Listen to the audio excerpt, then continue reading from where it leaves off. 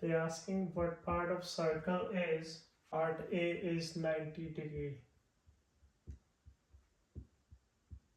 So we know that the whole circle is 360. They're asking what part is 90 degree. We know that the total portion is 360. We can divide the 90 degree by 360 and then we'll get the what part is 90 degree of the full circle. So we can divide this number, and now we know that the 1/4 B is asking 240 degrees. What part of circle is 240 degrees of a full circle? So we're gonna do the same thing.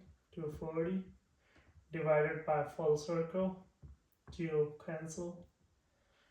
12 times 2 is 24. 12 times 3 is 86. So we know it's 2/3 of the circle. So if this is a full circle, so this is the portion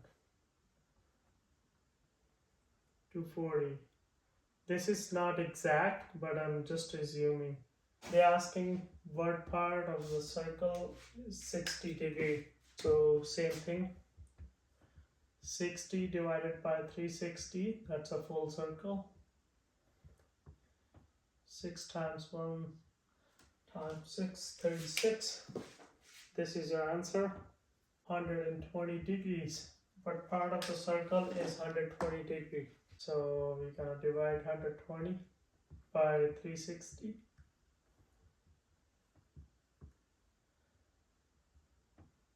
1/3. So that's a 1/3 of the full circle, 120. It's asking 180. But what part of the circle is 180 degree of a full circle? So this is the part we want to know, and this is this full circle we already know from question.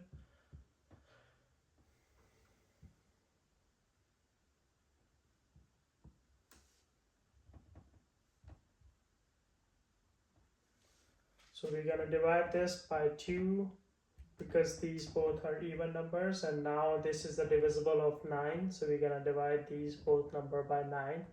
9 times 1. So just to simplify it for you guys how I did it,